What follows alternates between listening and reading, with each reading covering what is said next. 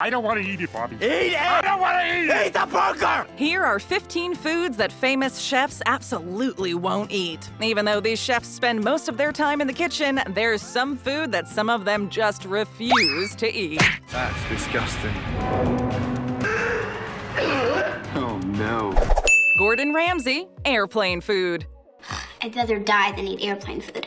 What's the deal with airplane food? Well, we don't know, but Gordon Ramsay sure seems to. In an interview that he did with Refinery 29, he said that he would never eat on planes. The reason? Well, before he was TV famous, Ramsay worked for Singapore Airlines. He was there for a decade, and apparently the experience turned him away from airplane food for good. He said that he knows way too well where the food's been and where it goes, and how long it took before it got on board.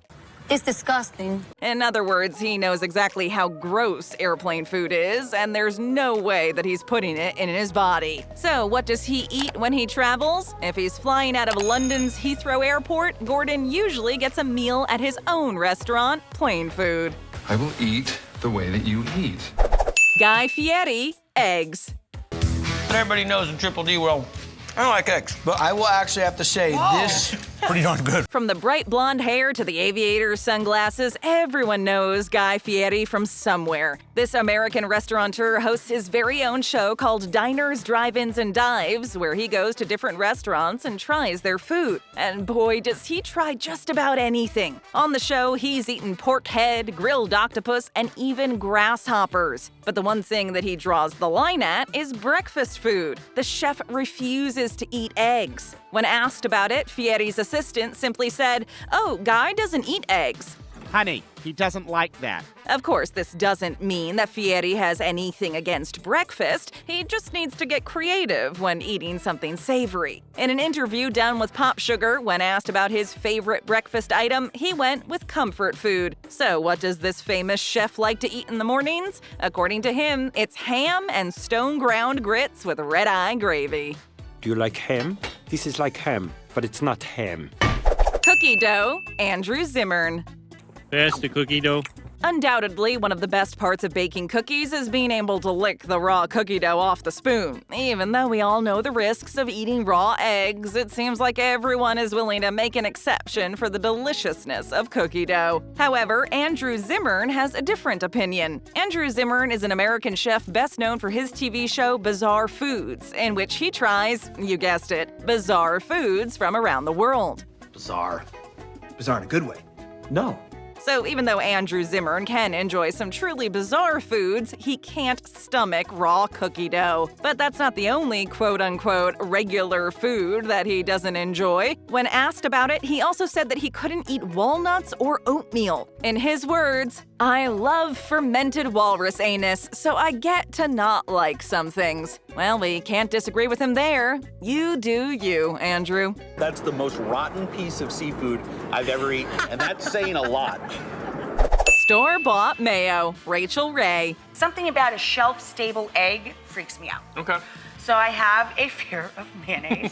Most people see mayonnaise as just another thing to pick up from the store, but if you think about it, it might seem a bit odd. To have something made out of eggs and still be shelf-stable? Crazy! Do you know who else thinks like that? Rachael Ray. On The Rachael Ray Show, she admitted that she didn't grow up with mayonnaise in her house. She thinks it's weird, that the consistency is weird, and that the idea of a shelf-stable egg freaks her out. However, that doesn't mean that she's not eating mayo. She says that she's okay with things like mayo and aioli as long as she's the one who makes it and she knows what's going into it. Thank you anyway, but I can cook for myself. According to the Huffington Post, there's a lot of people who just can't get behind the idea of mayo. They interviewed experts who chalked it up to a few reasons. It's an inanimate object that shouldn't wiggle, but does, and it just looks like something we shouldn't be eating. Still, we can't deny that it sometimes gives our recipes exactly what they need. All right, let's not overdo it. Lentils, Bobby Flay. That smells like lentils and desperation. Lentils are part of the legume family, and they're extremely nutritious. Lentils are extremely popular in the vegetarian community because of how much protein and iron they have. But even though they have tons of health benefits, Bobby Flay still refuses to put them on any of his menus. According to an interview he did with the New York Times, people are often shocked when he says he hates lentils. Really? Really? When he opened one of his restaurants, Bar Americain, he vetoed a dish solely on the fact that it contained lentils. But that doesn't mean you'll never get lentils while eating at his restaurant. When Bobby Flay goes on vacation, his chefs run specials with lentils. Don't you dare, Mother, don't you dare! Wagyu steak, Wolfgang Puck. Or is it Wagyu again for breakfast, Raymond? Wagyu steak is one of the most expensive steaks in the world, and if it's the most expensive, you would think that top chefs would like it. But for Wolfgang Puck, he simply doesn't want to eat it. This chef has a Michelin star for his steakhouse, so he definitely knows a thing or two about steak. I know this steak doesn't exist. In an interview he did, he said that the Japanese Wagyu steak is too fatty for him and that you're not meant to eat a lot of it. Well, even though he doesn't like it, that didn't stop him from going to Facebook Live and showing his viewers the best way to cook it. Truly a prime example of a man overcoming his personal biases to spread knowledge. The secret ingredient is nothing. Frozen pizza, Ted Allen. And I say you're supposed to get frozen foods last, not first. No matter how big you are on cooking, everyone eats frozen pizza from time to time. There are some nights where you're looking for something quick, easy, and delicious, and frozen pizza covers all of those bases. But Ted Allen disagrees. In an interview with Time, he said that people should never eat frozen pizza because it's packed with low-quality ingredients, lousy sauces, and zero nutrients. Eat fresh? Eat fresh? Eat fresh. That's my man. Though he hates classic frozen pizza, he did offer a solution to this problem. Next time you order out for a pizza, order an extra one. Individually wrap the slices and freeze them. Problem solved. Problem solved. Takeout, Mary Berry. Why would anybody buy takeout food and bring it all the way back to New Jersey anyway? Mary Berry has accomplished a lot in her time as a chef. Not only has she written over 70 cookbooks, but based on what we see on the Great British Bake Off, she's also a lovely human being. Even though celebrities are people just like us, sometimes we get a reminder that they live in a different world than we do. So if you think that Mary Berry might treat herself to some takeout every so often, you'd be wrong. You won't believe this, but I haven't ever had a takeaway. You've never had a takeaway? I've never had a takeaway. When she was on James Martin's Christmas with Friends, she said that she's never had takeout, ever. Considering the fact that she's said that Britain orders in and eats out way too much, and her insistence that people should make home-cooked meals, this isn't surprising. But still, it's hard to imagine that she's never ordered a pizza, a burger, or even fish and chips. No more takeout. Make your own food.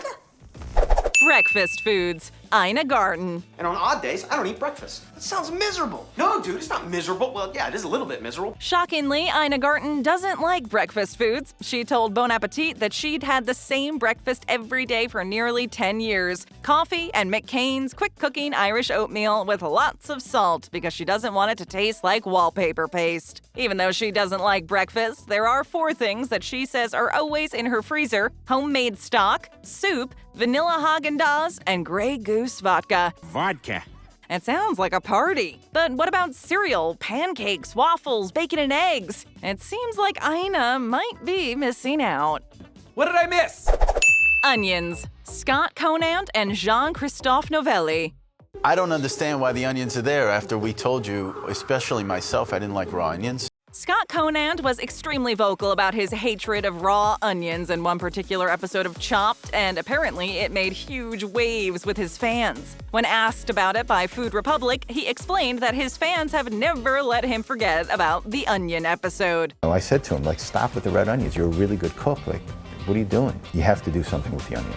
In the interview, he said that he's had enough red onion jokes to last him a lifetime, and that not a single one of them was funny. We believe him. French chef Jean-Christophe, the recipient of 2 Michelin stars, has also expressed his hatred of onions, but instead of raw red onions, he hates cooked onions. The chef stated that while he does still use onions in his dishes, he would never be able to eat them himself. Go figure. Patty melt, real cheesy. Onions or no onions? Extra onions.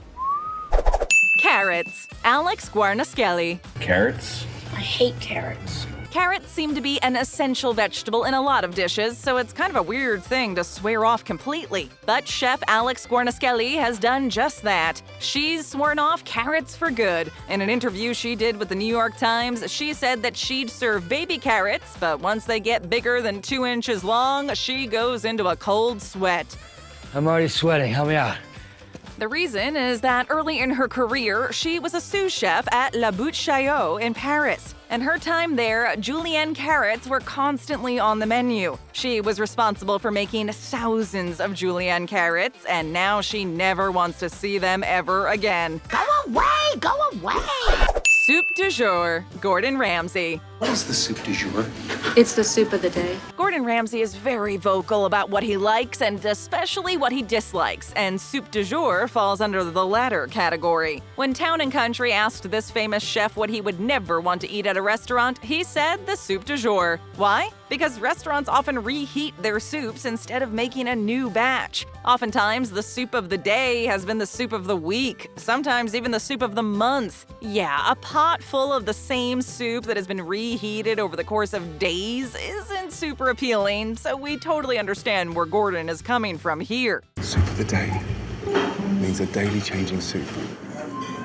Soup of the day sounds like it would be made fresh, but in reality, that stuff has probably been sitting there exposed to whatever happens in the kitchen for days on end. If you want to get something fresh, we suggest that you follow Ramsay and order something else. Yeah, I would love to order something else. Healthy juice drinks. Andrew Zimmern. Juice! I need juice! No! You can't! While Andrew Zimmern goes around eating odd things all the time, there are definitely a few things that are hard passes. For him, sweet cereal is an absolute pass, and he says that processed meats are probably worse for you than anything he eats on his show. And another absolute hard pass? Those quote-unquote health drinks. Hey, is that healthy food? While some juices can be helpful, he explains, many have way too much sugar. He says that they're basically like milkshakes that are being sold as nutritionally balanced products, and it's hard to make sense of them. Well, we'll definitely be checking the label the next time we want to buy one of these health drinks. That's too much sugar. Truffle oil. Multiple chefs.